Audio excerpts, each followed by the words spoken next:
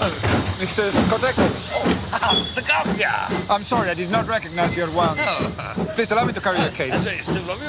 Thank you very much. I'm sorry the weather has been unkind for your visit. Ah, well, unkind for you, perhaps, but we British, you know, we're hardy souls. Ah.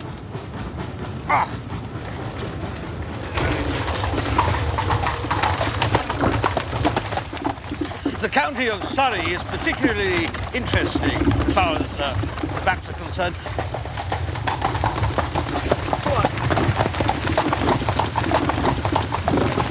I'm looking forward to showing you my entire collection of Surrey maps. I mean, there's Maul and Ogleby. But I've got one or two here I can show you.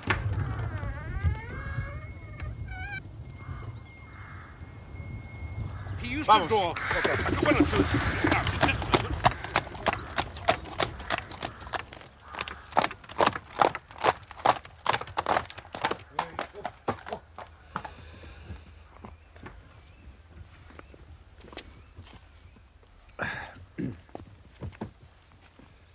Eso va a ser todo por ahora. Puedes ensillar el caballo y guardar el coche. Ah, this is your house, is it? Yes, please. You're welcome. It's very nice. Very nice. I suppose, Watson, we must look upon you as a man of letters. How do you define the word grotesque? Grotesque? Oh, strange? Remarkable? No. Surely, there's more to it than that. Some underlying suggestion of the tragic, the terrible. If you cast your mind back to those narratives with which you've inflicted a long, suffering public, you will see how often the word grotesque has deepened into the criminal.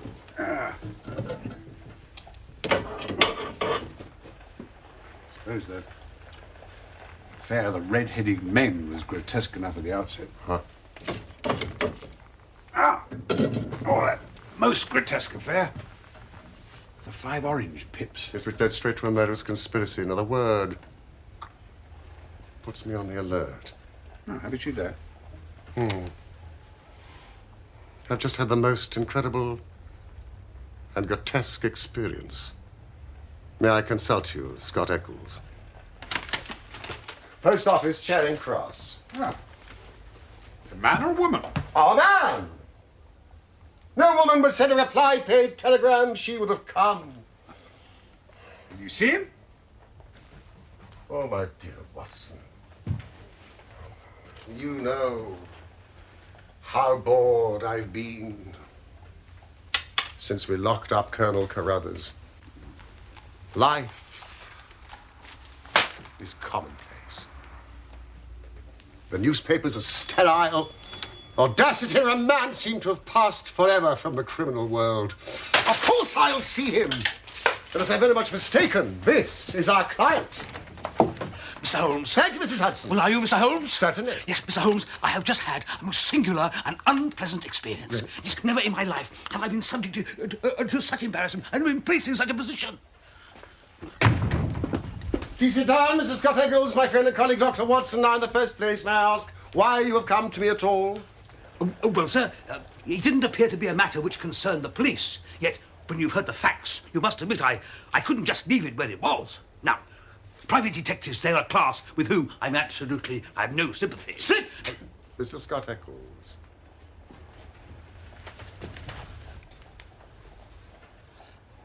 Well, nonetheless, having heard your name, Right, I sir. decided... Now, in the second place, why did you not come to me at once? What do you mean? Well, it is now 2:15.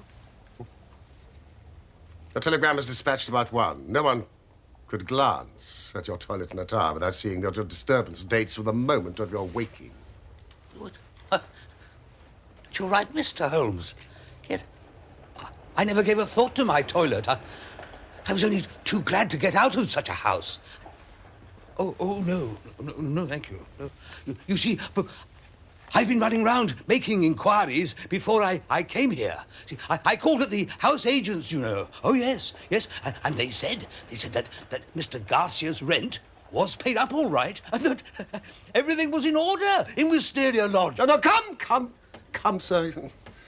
You know, you're like my friend Watson, who has the bad habit of telling his stories wrong end foremost. Now, please, arrange your thoughts and let me know in their due sequence exactly what those events are, which have sent you out, unbrushed and unkempt, with your dress boots and waistcoat buttoned awry, in search of advice and assistance. Well, I'm a bachelor, and being of a sociable turn, I cultivate a large number of friends. At the table of one of them recently, I met a young fellow named Garcia, a pleasant chap of Spanish descent, connected in some way with the embassy. We discovered a common interest in cartography, or so I thought. That's the study of old maps. The plan was to retrace Surrey as Thomas Moole engraved it some 50 years ago. Well, as soon as I arrived yesterday evening, I knew something was wrong. The atmosphere of the place. The house was tumbled down and depressing. Garcia had told me he had a wonderful cook, a half-breed he'd picked up on his travels. But the dinner, it was so ill-prepared and served with such bad grace that it was barely edible. I can assure you that there were many times in the course of the evening I wished I could have invented some excuse to leave. What did you say? Well, the routes, it's fascinating. John Ogilvy. Across the heathland? No, it wasn't just the heathland, it was all over the county. I say, are you feeling all right? Yes, sorry. Luis, some more wine for our guest. Yeah. Hombre, ¿qué pasa? Cálmate. ¿Qué te pasa? Escucha. ¿Qué te pasa? Mira, ¿qué te pasa? Cálmate. Sí, está llamando la atención. Entonces, espera. Ahí viene algo, ya. Anda la vuelta. Are we expecting company?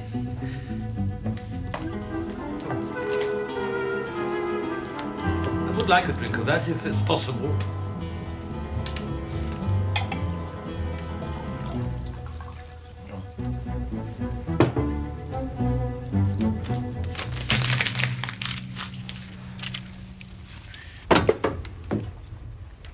And he made no remark as to the contents of the note? None. But from that moment, he gave up all pretense of conversation. He just sat there, smoking these endless cigarettes. About 11, I was glad to get to bed. 2 hours later, he looked in at my door. Did you ring? Did I ring? Please, don't wake up. It's nearly 1 o'clock.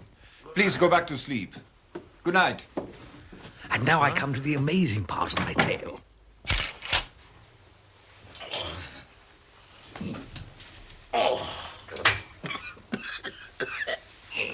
When I woke, it was broad daylight, nearly 9. I had particularly asked to be called at 8, so I was very much astonished at this forgetfulness. I say, is anybody here? I'd like some hot water. I rang for the servant. There was no response. Somebody?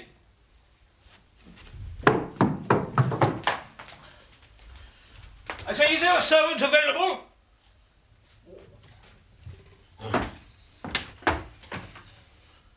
Oh, this is damnable.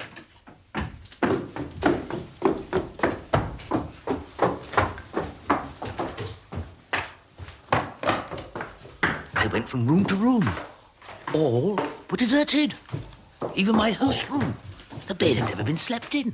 Foreign host, foreign footman, foreign cook, all vanished in the night. Your experience is, so far as I know, perfectly unique. Now, what else can you tell me? Well, I was furious. I packed my bags, and I banged the front door behind me, and I set out for Esher. And then I called at Allen Brothers, the land agents, and found it was from them that the villa had been rented. Rented? Well, you see, I couldn't believe that they'd gone simply to make a fool of me. I thought, you know, it must be the rent. I was wrong. See, the agent thanked me for my warning, but said that the rent had been paid in advance. By the Spanish embassy, I imagine. I called at the Spanish embassy. The man is unknown to them. I also asked my friend who introduced us, and he seemed to know less about Garcia than I did. Now, this house. Wisteria Lodge. I wonder if it's still as you left it. What's troubling you, Watson? Well, I fear some mundane explanation for events may await us upon our arrival. It's possible we can thank our lucky fate, which has rescued us for a few hours from the insufferable fatigues of idleness.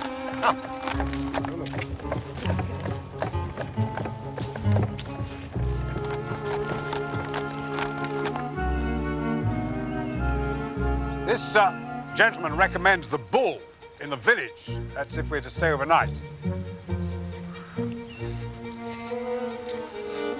I asked him if he knew Garcia or his servants. Did he? No. Nothing unusual about the outside. Let's see what the interior holds for us. I don't suppose we can be charged with housebreaking, can we?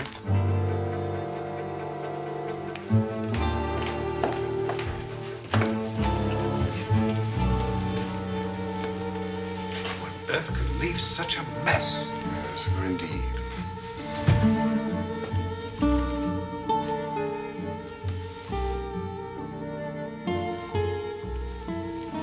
Glance around the house.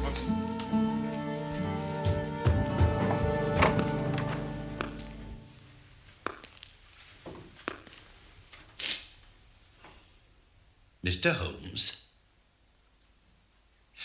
Welcome to Wisteria Lodge, Mr. Holmes. Inspector Baines of the Surrey Constabulary. This is Constable Downing. And you are Mr. John Scott Eccles of Popham House, Lee. I am. Oh, Mr. Scott Eccles, we've been following you about all the morning. You traced him through his telegram, I presume. Exactly, Mr. Holmes. We picked up the scent at Charing Cross Post Office. But what do you want? Why'd you follow me? Oh, we wish a statement, Mr. Scott Eccles, as to the events which led up to the death of Mr. Aloysius Garcia of Wisteria Lodge, near Isha. Dead, did you say? Oh, yes, he is dead, yes. But how? An accident? Murder, sir. If ever there was one on earth. Oh. Oh, God, this is awful. And you don't mean that I'm suspected? Well, sir, your note was found on the dead man's body. And from it we learned that you had planned to stay here in this house last night. So I did. Oh, you did you? Wait. Baines, I mean, surely all you need is a simple statement.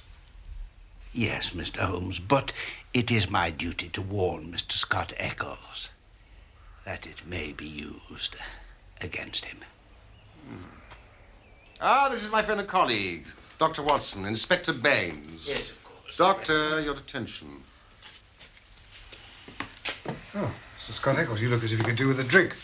I found some brandy in the library. If you follow me, I'll show you where it is. I don't know. Oh, thank you. È vero, sto mangiando. Tu vestito blanco. Non mi importa, non mi importa.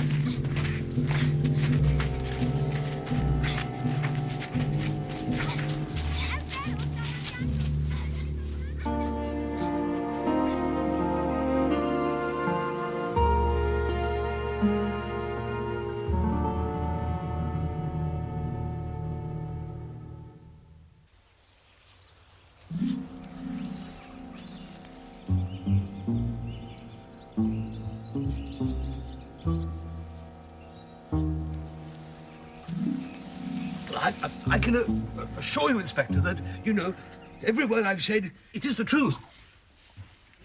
I'm bound to say, Mr. Scott Eccles, that Everything you've said does agree with the facts as they've come to our notice.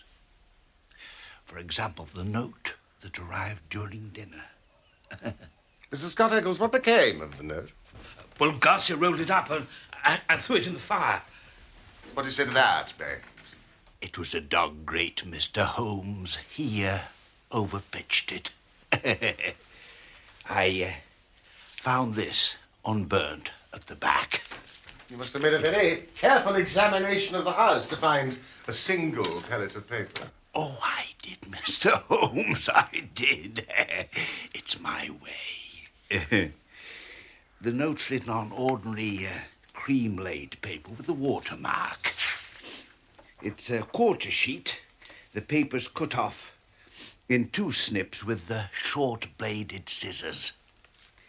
It's been folded twice and sealed with scarlet wax. It's addressed to Mr. Garcia, Wisteria Lodge. And it says, our own colours, green and white. Green open, white shut. Main stairs, 1st corridor, 7th right. Green bays. Godspeed. D. It's in a woman's writing, done with a very sharp-pointed pen. But the address is either done with a different pen or by someone else, because it's thicker and bolder, as you may see, Mr. Holmes. It's a remarkable note. I really must congratulate you on your attention to detail. There are a few trifling points which might perhaps be added. The seal is a sleeve link. What else is of such a shape? The scissors were bent nail scissors. Short as the 2 snips are, you can distinctly see the slight curve in each. Oh, I thought I'd squeezed it dry, Mr. Holmes. But I see there was some still left over after all.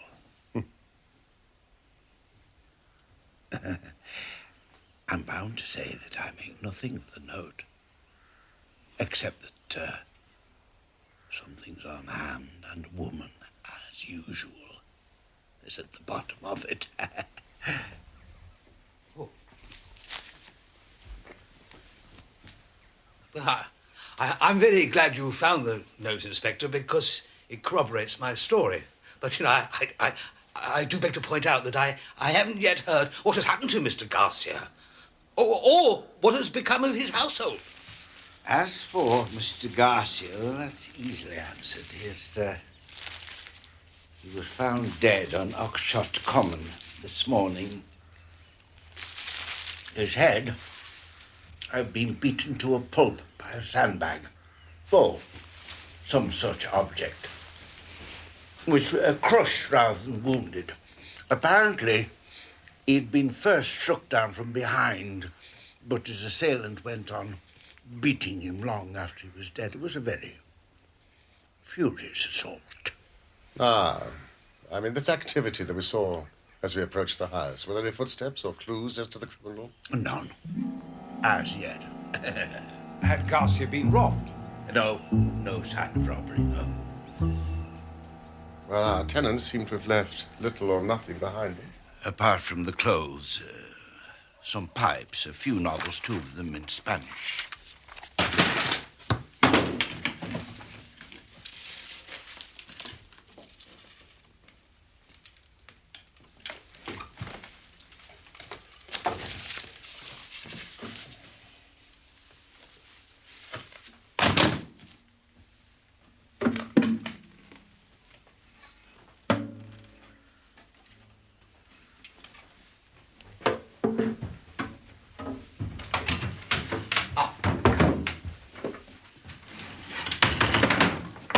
One of them is missing.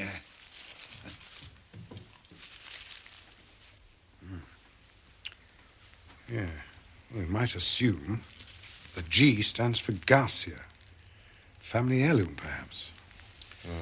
The other was not on the body, nor has it been found in the vicinity, though my men are still looking. Do you wish to look round the house? A brief look.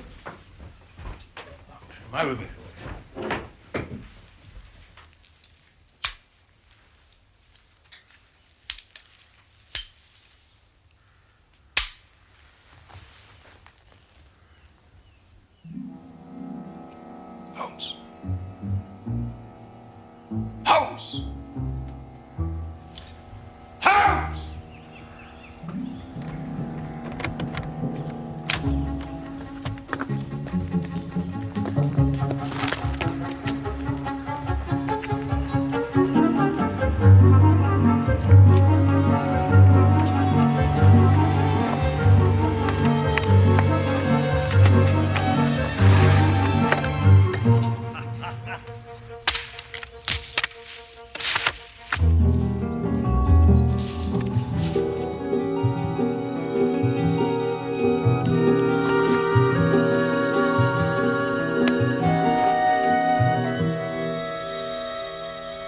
Watson! What have you seen? Could have been the devil for all I know. Staring eyes at the window. Negroid features, mulatto-like. He's got away across the fields. Maybe just as well. I don't think I could have laid hands on him. Ah, look at this. If he is all the same scale as his foot, then he is certainly a giant. Well, whoever he was, whatever he wanted, is gone for the present. And we have more important things to attend to.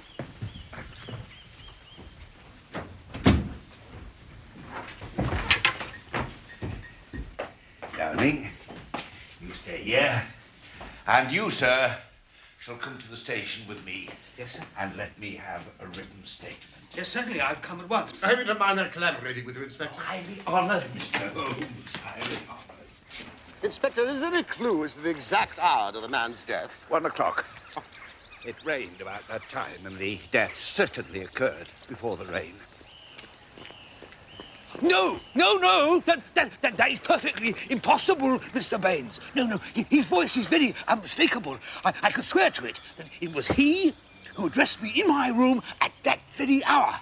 Well, he spoke to me in, that funny accent of his. He said, he's nearly 1 o'clock. Remarkable, but one must not confuse the unlikely with the impossible.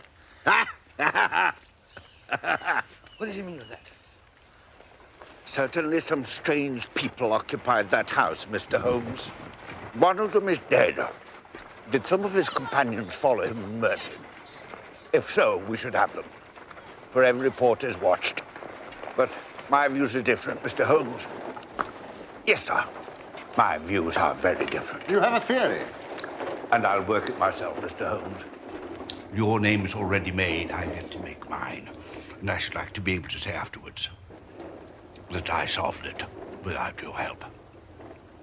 Then do you follow your path and I will follow mine. Goodbye, Mr. Scott Eccles. Goodbye, Mr. Holmes. Scott Eccles.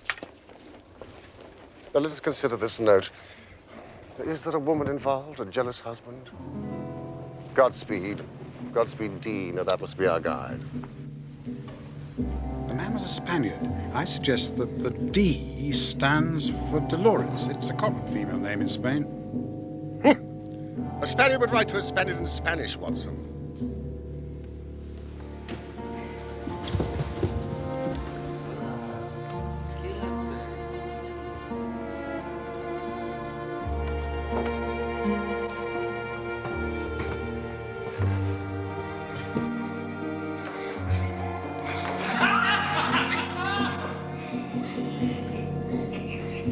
Siéntete. ¿Qué le pasa? Rey, ¿qué no se siente muy bien? Silencio, niñas.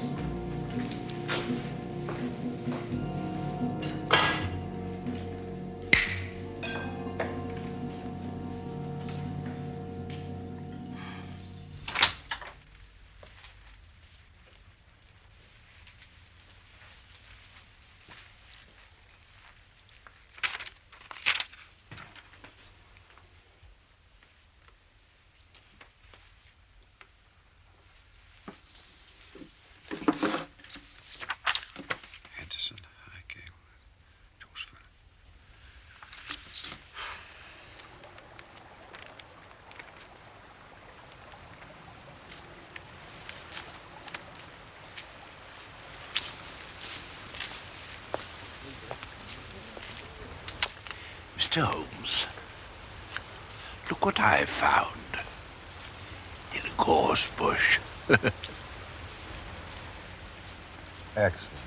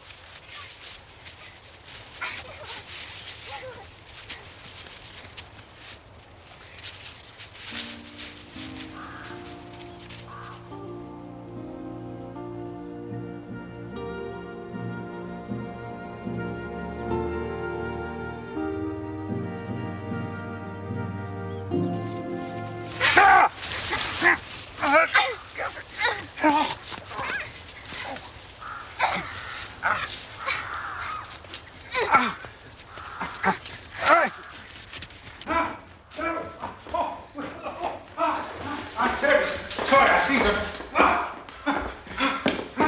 Dejadlo, niños, ¿qué hacéis? Estaba espiando Sí, la sí, casa. sí, fuera, fuera. Mientras jugábamos. Váyanse a jugar. ¿Por qué lo dejaste entrar? ¿Qué pasa aquí, señor? You are trespassing. I'm terribly sorry. I seem to have lost my direction. Is it your custom to wander into houses Dr. unannounced? Wakefield, my friend and fellow cartographer. Yes, indeed. You know, we were so engrossed in trying to trace the bridle path to the now vanished hamlet of Ogdor, St. Mary, that we mislaid each other. And since we were late for Mr. Henderson, I thought, I'm so glad you found your way here. Well, I did my I best, very but much unfortunately, regret that Mr. Henderson is too busy to see you today. No, Lucas. I will see you.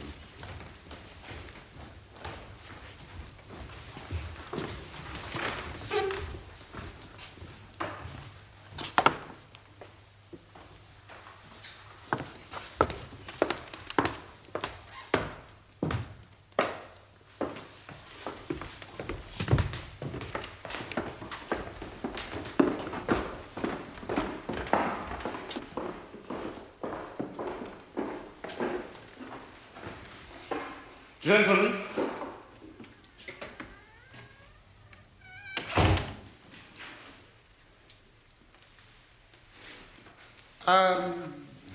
The purpose of our visit is to inquire into the history of High Gable, which we believe has an intriguing and bloodthirsty past. I mean, since the days of the English Civil Wars.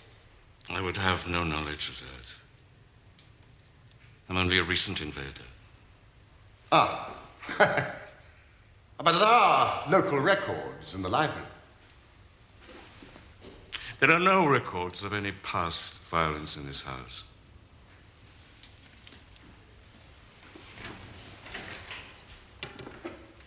I see.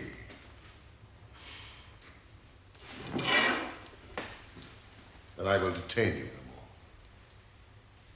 Good day.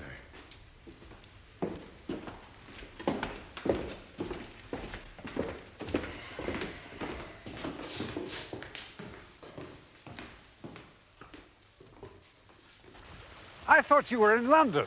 For the morning only. Well, with your usual reluctance to confide your thoughts to me, I exercised my own mind in the matter.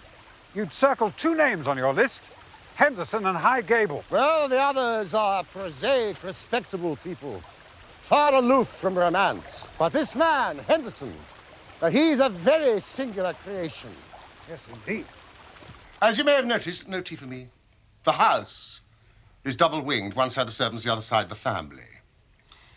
There is one single connecting door for the Henderson family meals. Oh, you sure you couldn't observe all that in the short time we were there, Holmes? Ah, there are no better instruments for gossip than discharged servants, and I was lucky enough to find one who had been sacked by his imperious master, Henderson, in a fit of violent temper. Now, the Henderson girls whom you encountered have a governess, a Miss Burnett, an Englishwoman. Here is a very singular fact. She has not been seen since the night of the murder. She has utterly vanished. I've seen her. Of course. I've seen her, and she is alive. I saw her at the window at High Gable. My God, a prisoner. She slipped my mind. The moment those awful gorgons descended upon me. She is alive. I've seen her.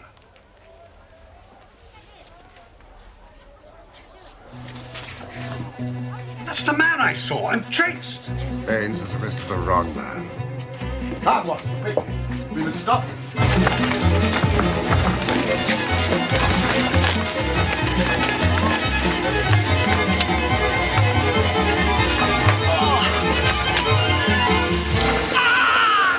Is he the murderer? Did he kill the Spaniard on the common? Where did you capture him? This man is the murdered man's cook who disappeared on the night of the crime. We believe there were valuables left in the house and that their abstraction was the motive. The man had been seen in the vicinity of the house once before. The second time, subdue him, Higgins, blanket up.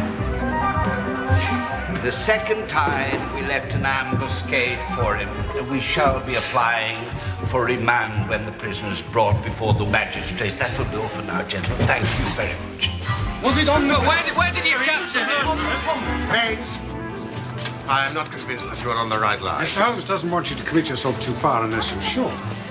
Oh, you're very kind, gentlemen. But, we did agree to work on our own lines, didn't we? And that's what I'm doing. You're welcome always to my news. This fellow's as strong as a cart horse and fierce as the devil. He nearly bit off Constable Downing's thumb before they managed to master him. He speaks hardly any English, and we can get nothing out of him but grunts. And you think that you have evidence that he murdered his late master? I didn't say so, Mr. Holmes. I didn't say so. We all have our own little ways. You will go yours, and I will go mine. That was the agreement. Sibley. I think Baines is riding for the fall. I'd have to agree with you there.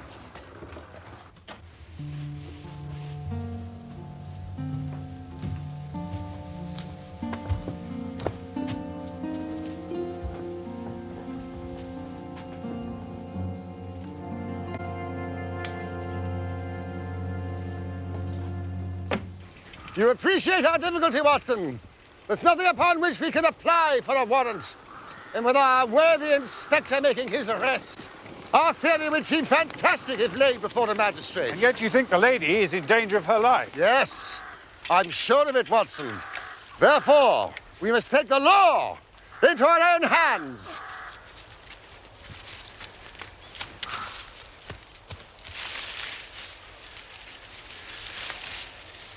Top left bay. We could reach it from that outhouse.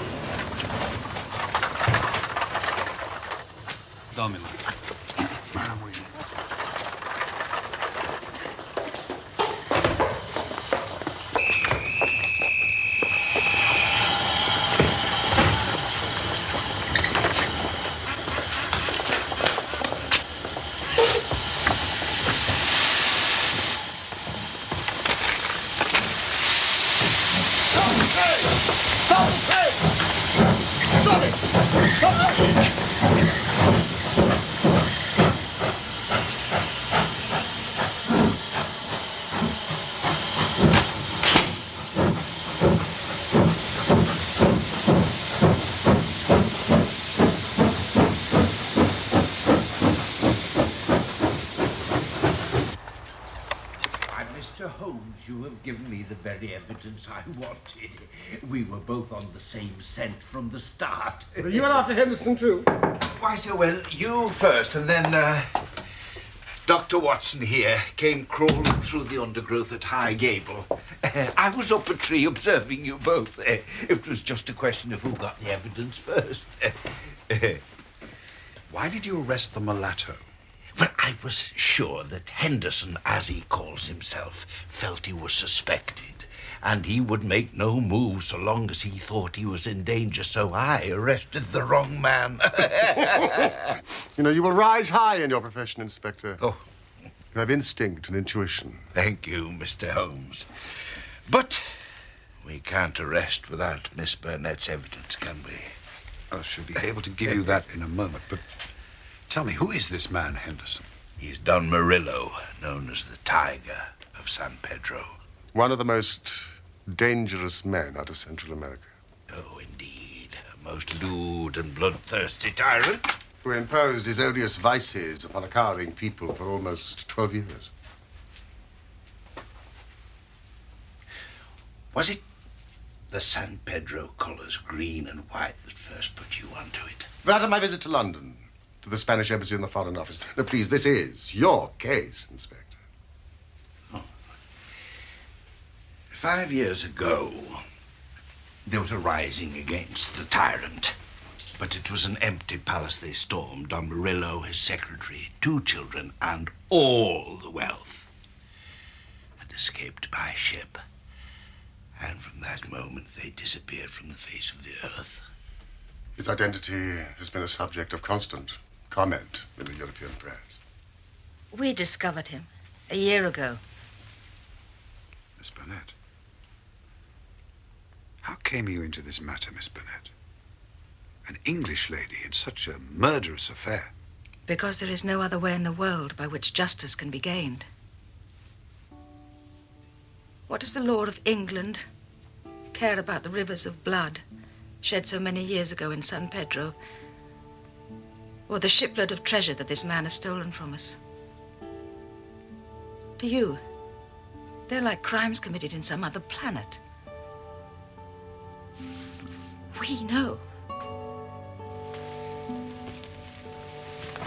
My real name is Signora Victor Durando. My husband was the minister of San Pedro in London. He met and married me there.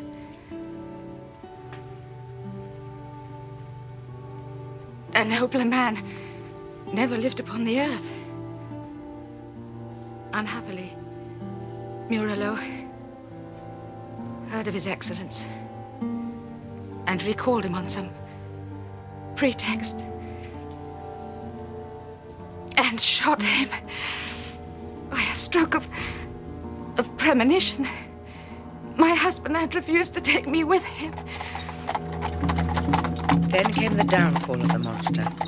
He escaped, as you have described, but the many whose lives he had ruined, whose loved ones had suffered torture and death at his hands, would not let the matter rest. We banded ourselves into a society which would never be dissolved until the work was done.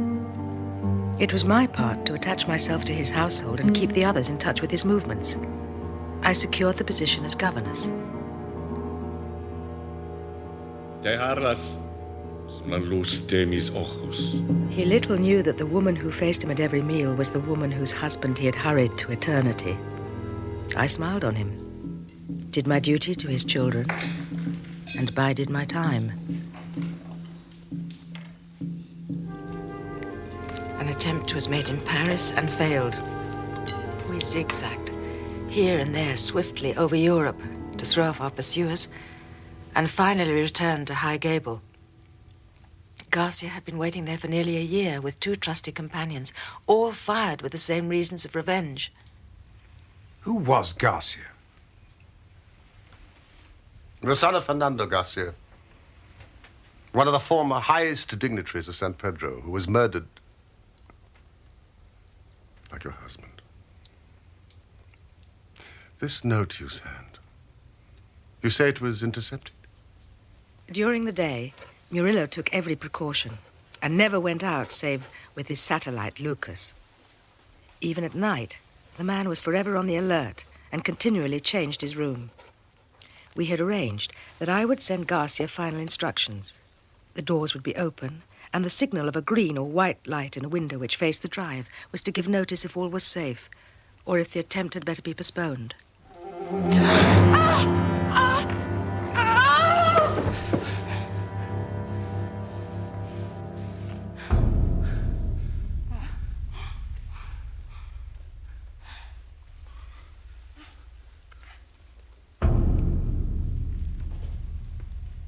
To whom are you writing this letter? Which describes, it would seem, the room in which I intend to sleep tonight. Who is your confederate? Who is your confederate? What is your real name, Miss Burnett? My name is Giorando. Giorando's widow. In my house. Looking after my children. Déjame matar ahora, traidor. Oh, en este caso, no podríamos escapar las consecuencias. You can kill me now. What is my life worth? You have destroyed everything that I love. Who are you writing to? Tell me, Senor Donando. Who? It's a name you fear. He is waiting for you.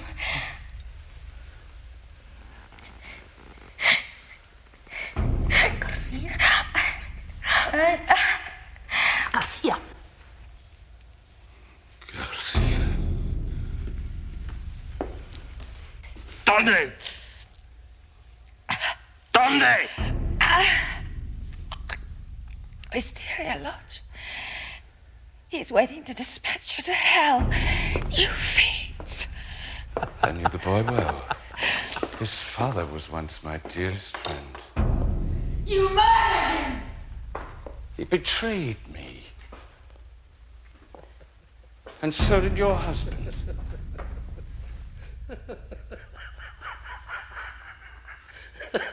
And now they send the wives and sons. Will you never learn?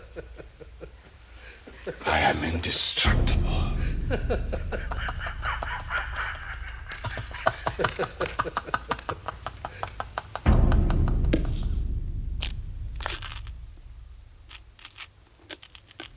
At first, they were of a mind to let him enter the house and kill him as a detected burglar.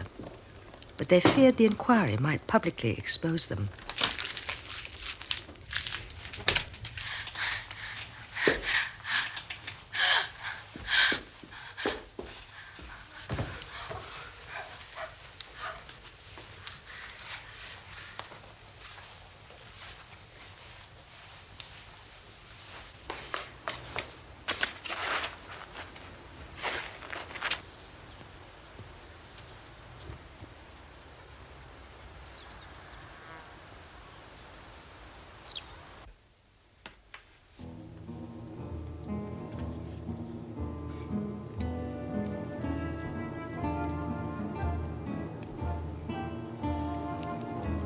Uno para todos. Todos para uno.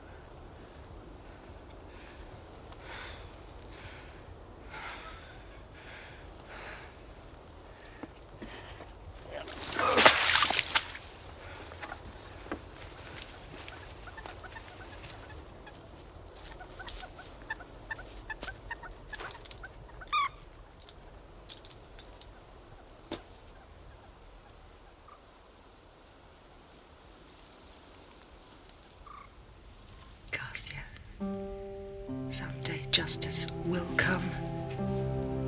That is as certain as the rise of tomorrow's sun.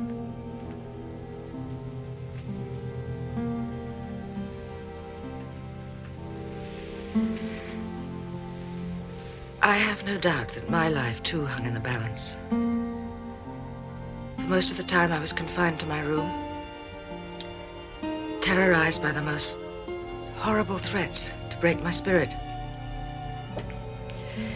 Occasionally, I was allowed out, but only when they had first drugged my food. And it was in this state that you found me at the station. And thanks to this good man, I am beyond their power forever.